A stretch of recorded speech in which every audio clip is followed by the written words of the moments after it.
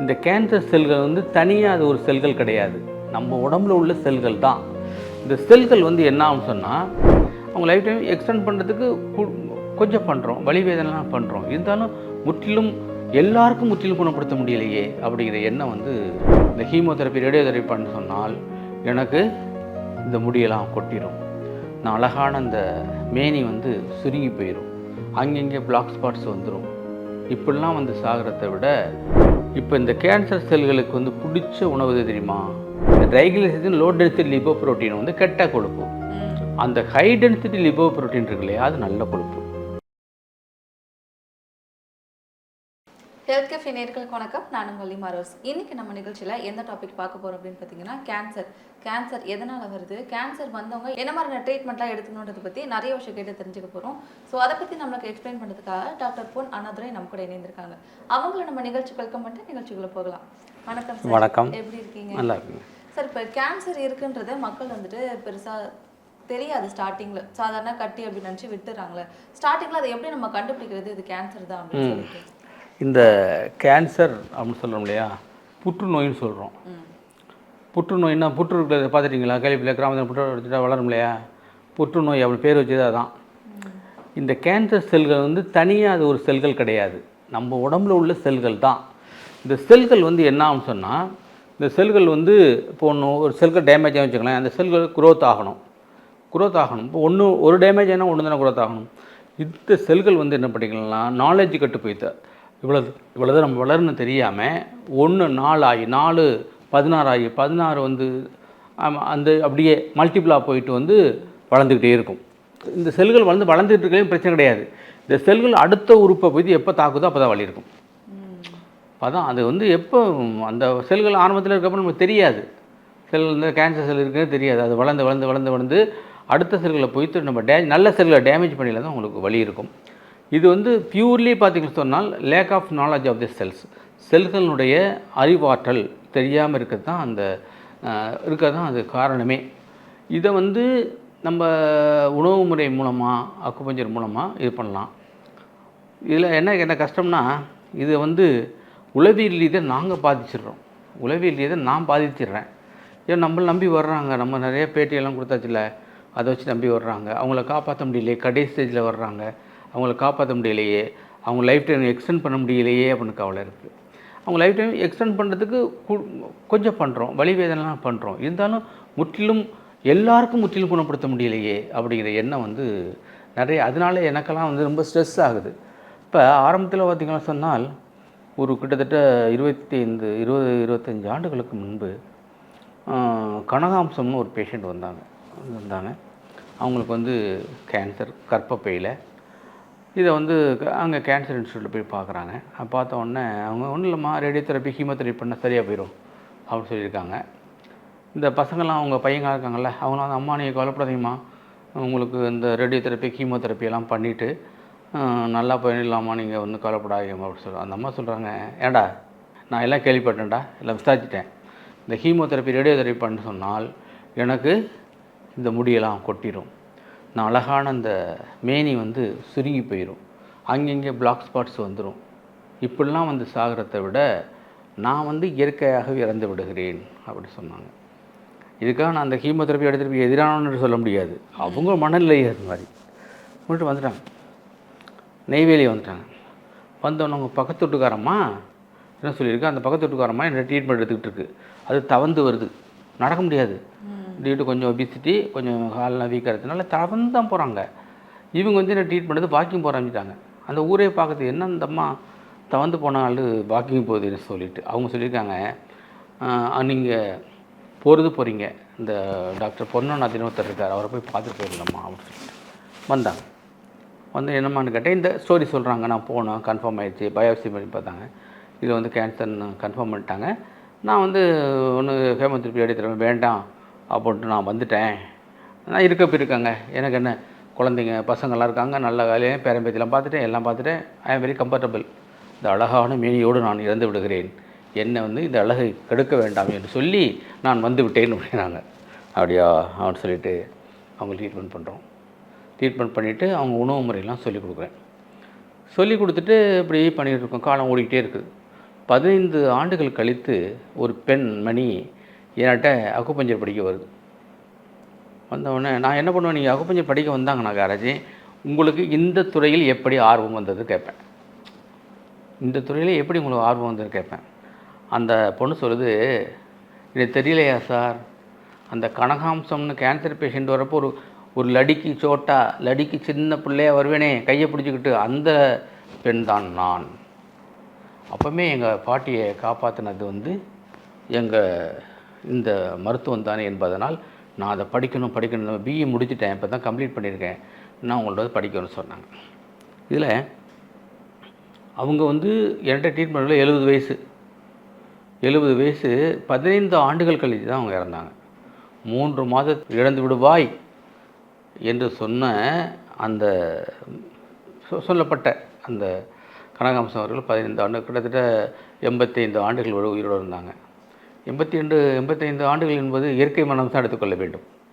ஓகேவா? அதனால் இது வந்து அது மாதிரி நிறையா இருக்குது. இதில் உணவு கட்டுப்பாடு, நல்ல பாசிட்டிவ் மென்டல் ஆட்டிடியூட், இதெல்லாம் இருந்துச்சுன்னா அதை வந்து இது பண்ண முடியும். இன்னும் நம்மளுக்கு வந்து உண்மையிலே சொல்கிறேன், நான் வந்து இந்த கேன்சர் பேஷண்ட் மன உளைச்சல் ஆகிடுது. ஏன்னா அவங்க 100% நம்ம காப்பாற்ற முடியுமா எப்படியாச்சும் பண்ணணுமே அப்படின்னு சொல்கிறப்ப நான் சொல்லிடுறேன். வந்தோடனே அவங்க சொந்தக்காரங்க வந்திருக்காங்க இல்லையா, அப்போ நேரிட்ட போய் வந்தவங்களெல்லாம் காப்பாற்ற முடியாது அப்போலாம் சொல்ல முடியாது. அவங்க சொந்தக்காரங்கள்ட்ட நான் மேக்ஸிமம் நாங்கள் முயற்சி பண்ணி எப்படியாச்சும் தள்ளி போட்டு இந்த வலி வேதனைலாம் குறைச்சி, இந்த புண்ணை குறைச்சி எப்படியாச்சும் பண்ணுறதுக்கு நான் பண்ணுறேங்க, நீங்கள் முழுமையாக வந்துட்டு அப்படின்னு சொல்லிட்டு சொல்லிடுறோம். அந்த நோயாளிக்கு வந்துட்டு கொஞ்சம் தைரியம் தன்னம்பிக்கையாக இருங்க, அப்புறம் அவங்கள்ட்ட போய் தைரியமாக இருங்க, தன்னம்பிக்கையாக இருங்க, சரியாயிரும் அப்படின்னு சொல்கிறப்ப உங்களுக்கு சரியாக போயிடும். என்ன ஒரு நிகழ்ச்சி, ஒரு 10 பேர் எடுத்துக்கிட்டாங்க. 10 பேருக்கும் கேன்சர் பேஷண்ட்.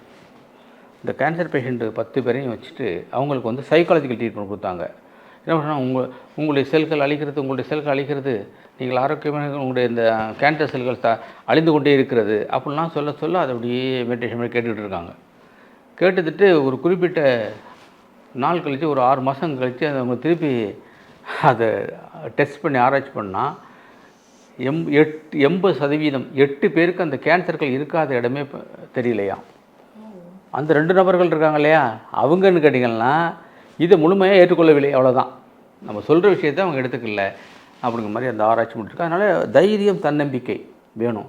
அந்த பேஷண்ட்டை பொறுத்தவரைக்கும் தைரியம் தன்னம்பிக்கை பார்த்துக்குறோம், நான் இருந்தால் இருக்கேன்லாம் போகிறேன், எல்லாம் பேரப்பிள்ளையை பார்த்தா அதை பார்த்தாச்சு இதை பார்த்தாச்சு அப்படின்னு சொல்கிறாங்க இல்லையா, அதனால தான் அவங்க இது பண்ணியிருக்காங்க. இதில் என்னன்னா அந்த உணவு முறைகள் என்னென்னு கேட்டிங்க இல்லையா, இப்போ இந்த கேன்சர் செல்களுக்கு வந்து பிடிச்ச உணவு எது தெரியுமா? கார்போஹைட்ரேட், மாவுச்சத்து, கார்போஹைட்ரேட், குளுக்கோஸ், மாவுச்சத்து, கார்போஹைட்ரேட் சொல்கிறோம் இல்லையா. இந்த பார்த்தா அந்த கேன்சர் செல்கள்லாம் டான்ஸ் ஆடுமா, ஏய் வந்துருச்சு சாப்பாடு நம்மளுக்கு வந்துருச்சுன்னு சொல்லிட்டு. நான் என்ன சொல்லுவேன் தெரியுமா, அந்த கேன்சர் நீங்கள் அந்த கார்போஹைட்ரேட் எடுத்துக்கிறாதுங்க, அரிசி ஒலி பொருட்கள், கோதுமை பொருட்கள் எதுவுமே எடுத்துக்கிறாதீங்க. அப்போ எதை எடுத்துக்கிறது, எதை சாப்பிட்றது, என்ன சாப்பிட்றது கேட்குறீங்க இல்லையா, கேட்பாங்க என்ன சாப்பிட்றதுன்னு கேட்பாங்க. கொழுப்பு உணவுகள் எடுத்துக்கொள்ளுங்கள், கொழுப்பு மிகையாக உள்ள உணவு எடுத்துக்கொள்ளுங்கள், நல்ல கொழுப்பு. இப்போ கொழுப்பு நல்ல கொழுப்பு இருக்குது, கெட்ட கொழுப்பு இருக்குது. HDL high density lipoprotein, low density lipoprotein சொல்கிறோம், ட்ரைகிளிசரைட் சொல்கிறோம். இந்த ட்ரைகிளிசரைட் லோ டென்சிட்டி லிப்போப்ரோட்டீன் வந்து கெட்ட கொழுப்பு. அந்த ஹை டென்சிட்டி லிப்போப்ரோட்டீன் இருக்கு இல்லையா, அது நல்ல கொழுப்பு. அந்த நல்ல கொழுப்பை உடம்புல சேர்த்துக்கிறப்ப நம்மளுக்கு ஆரோக்கியம், சாதாரண நம்ம கூட ஆரோக்கியம் பெறலாம். புரியுதா உங்களுக்கு? அப்போ வந்து கொழுப்பு வந்தவங்க நம்மள கிடையாது, எல்லாம் சாப்பிட்லாம்.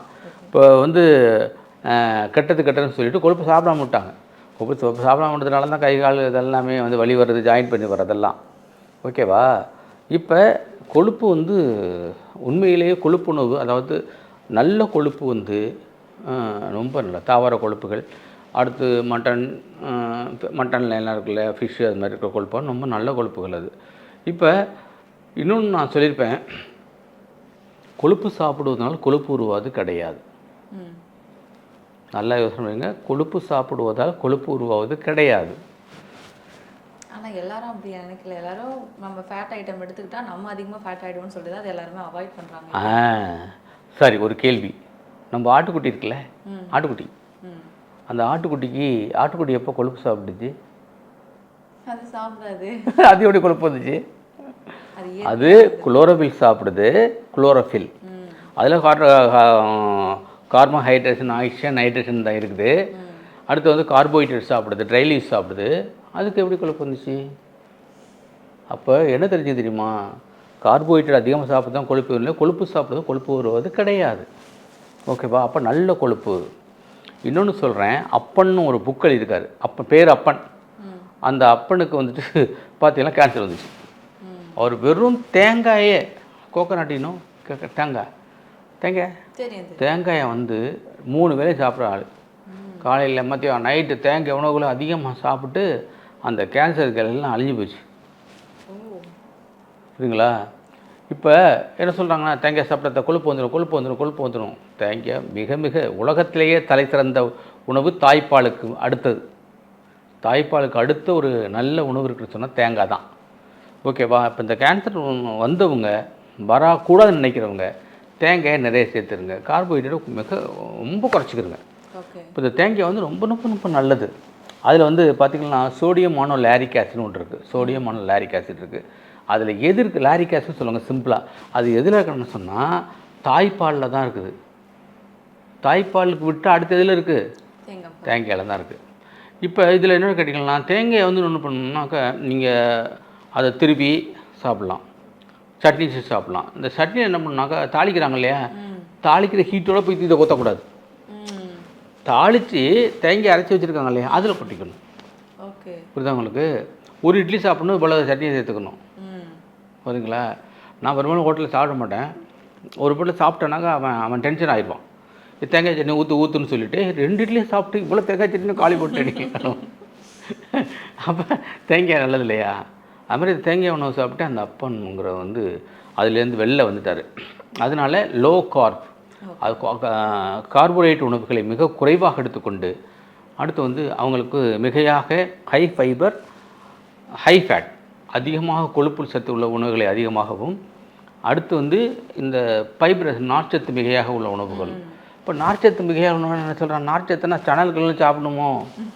ஆமாம், அப்படி தான் நினைக்கிறாங்க நார்ச்சத்து. ஆமாம், அவன் நார்ச்சத்துனா என்னோட நாரை சாப்பிட்றதா அப்படின்னு சொல்லிட்டு. நார்ச்சத்துன்னா பச்சை காய்கறிகள் இருக்குல்ல, பச்சை காய்கறி நார்ச்சத்து அதிகம், அதாவது சத்து குறைவாகவும் சக்கை அதிகமாகவும் உள்ள உணவுகள் நார்ச்சத்துன்னு சொல்கிறோம். அந்த சத்து குறைவாக இருக்கலையா, அது மிக மிக முக்கியமான சத்துக்களாக இருக்கும். அது சிங்கு, மேக்னீசியம், கால்சியம் எல்லாமே அதில் வந்து இருக்கும், கொஞ்சமாக இருக்கும். அப்போ சிறிதளவே இருக்கிற மிக முக்கியமான விட்டமின்ஸ் அண்ட் மினரல்ஸ் இருக்கிற காய்கறி உணவு, பச்சை காய்கறி உணவுகளை சாப்பிடணும். இந்த பச்சை காய்கறி உணவுனா பச்சையாக சாப்பிடக்கூடாது, அதை குக் பண்ணி தான் சாப்பிடணும். புரியுதா உங்களுக்கு? அடுத்து இன்னொன்று என்ன தெரிஞ்சுக்கணும்னு சொன்னால், நம்ம தாளிக்கிறோம்ல, தாளிக்கிறதுக்கு வந்து எண்ணெய் பயன்படுத்துறது வந்து பார்த்திங்கன்னு சொன்னால் நல்லெண்ணெய், கடலெண்ணெய், தேங்காய் எண்ணெய், செக்கில் ஆட்டினது. Note the point. செக்கில் ஆட்டி நீங்கள் அதை பயன்படுத்தினா அது ஃபுல்லாக இருக்கிறது நல்ல கொழுப்பு, ஹை டென்சிட்டி லிபோப்ரோட்டீன் இருக்கும். அது வந்து உடம்புக்கு மிக மிக நல்லது. ஸோ இது மாதிரியான இதை பார்த்துக்கணுங்க. ப்ளஸ் வந்து பாசிட்டிவ் மென்டல் ஆட்டிடியூட். மென்டல் ஆட்டிடியூட்னா நேர்மையாக சிந்தித்தல். நடக்கிறத பார்த்துக்குறோம், என்ன ஆனாலும் பார்த்துக்குறோம் அப்படிங்கிற எண்ணம் இருந்தாலே ஆட்டோமேட்டிக்காகவே உங்களுக்கு வந்து அது வந்து குறைஞ்சி போயிடும். ஓகே சார், இப்போ வந்து இப்போ கீமோதெரப்பி, ரேடியோ தெரப்பி நீங்கள் சொல்லியிருந்தீங்களா, இப்போ இருக்கிற கேன்சர் யார் வந்தாலுமே அந்த தெரப்பி எடுத்துக்கிறாங்க. அது பண்ணுறது மூலமாக எந்த அளவுக்கு அது யூஸ் ஆகும் நம்ம உடம்புக்கு? இல்லை, அது கீமோதெரப்பி பண்ணுறப்ப ஏன்னா கீமோதெரப்பியோ ரேடியோ தெரப்பி யாரும் பண்ணுறது அதிகமாக இல்லை. இப்போ கீமோதெரப்பி பண்ணுறாங்க.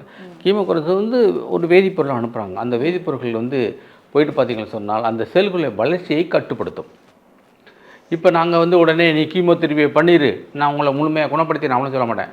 கேவரில் அதை பண்ணிக்கிறேங்க, இதை வாங்க, இதையும் வந்து எடுத்துக்கிறேங்க அப்படின்னு சொல்லிட்டு. ஸோ எல்லாம் உள்ள இறைவனுடைய நாட்டத்தின் 14 வாரங்கள் 3 மாதத்தில் வந்து கேன்சர் செல்களே இல்லாமல் ஒரு பேஷண்ட்டுக்கு பண்ணியிருக்கேன். இதனால் எல்லா பேஷண்ட்டுக்கும் ஒன்று 14 வாரத்தில் நார்மலாக பண்ணிடணும்னு சொல்ல முடியாது. இம்ப்ரூவ்மெண்ட் கொடுக்க முடியும். நான் என்ன சொல்லுவேன்னா, இது வரைக்கும் எங்கேயோ போயிருப்பீங்க, ட்ரீட்மெண்ட் எடுத்திருப்பீங்க. இதில் வந்து நாங்கள் கொடுக்குற ட்ரீட்மெண்ட்டில் இந்த அக்குபஞ்சரோ, டச் தெரப்பியோ, அக்குப்ரெஷரோ, நாங்கள் கொடுக்குற இயற்கை உணவுகள் இதில் வந்து சப்ளிமெண்ட்லேயோ பார்த்திங்கன்னா இதுவரை கிடைக்காத ஒரு இது இம்ப்ரூவ்மெண்ட் கிடைக்கும். நாங்கள் எப்படியாச்சும் உங்களை சேவ் பண்ணுறதுக்கு முயற்சி பண்ணுறோம் அப்படின்னு சொல்லிட்டு அவங்களுக்கு நாடி பிடிச்சி பார்த்து டச் பண்ணுவோம், இல்லைனா சிங்கிள் பாயிண்ட் போடுவோம், போட்டுவிட்டு இந்த உணவு முறை எழுதி கொடுத்துருவோம். ப்ளஸ் வந்து நாங்கள் இந்த கொடுக்குற சப்ளிமெண்ட் இருக்கு இல்லையா, அதெல்லாம் கொடுத்து அவங்கள வந்து படிப்படியாக குணப்படுத்தி கொண்டு வரதுக்கு இறைவனுடைய அருளால் அதை பண்ணிக்கிட்டு இருக்கோம். இப்போ கேன்சர் பேஷண்ட்டுக்கு வந்துட்டு சர்ஜரி பண்ணால் அவங்க 100% வந்துட்டு க்யூர் ஆவாங்கன்னு சொல்லிட்டு நம்மளால சொல்ல முடியுமா? சர்ஜரி பண்ணவங்க நம்ம ட்ரீட் பண்ணலையா, அதுதான் சொல்கிறேனே. சில கேஸ் வந்து முற்றிலும் குணமாகி வந்துடுறாங்க நம்ம கொடுக்குற சப்ளிமெண்ட் ப்ளஸ் ட்ரீட்மெண்ட்டில். சிலவங்களுக்கு வந்து அதனுடைய பாதிப்புகள் கொஞ்சம் கொஞ்சமாக குறைஞ்சிக்கிட்டு வருது. இப்போ வந்து புண்ணு இருக்கும், அந்த புண்ணு வந்து குறைஞ்சிக்கிட்டே இருக்கும், வலி இருக்கும், வேதனை இருக்கும், அது குறைஞ்சிக்கிட்டே இருக்கும். ஸோ இது மாதிரியான இது வந்து நல்லா ரிசல்ட் கிடைக்குது. இப்போ கேன்சர் பேஷண்ட் வந்துட்டு அவங்களை ட்ரீட்மெண்ட் எப்படி எடுத்துக்கணும், அவங்க என்ன மாதிரி ஃபுட்டெல்லாம் எடுத்துக்கணும், என்ன மாதிரி ஃபுட்டை அவாய்ட் பண்ணணும், நிறைய விஷயம் கிட்ட ஷேர் பண்ணிக்கிட்டீங்க. நிகழ்ச்சிக்கு வந்ததுக்கு ரொம்ப நன்றிம்மா. இந்த வீடியோ உங்களுக்கு பிடிச்சிருந்தா லைக் பண்ணுங்க, ஷேர் பண்ணுங்க, கமெண்ட் பண்ணுங்க. மறக்காம ஹெல்த் கஃபே தமிழ் சேனலை சப்ஸ்கிரைப் பண்ணிட்டு பெல் பட்டனை கிளிக் பண்ணிடுங்க.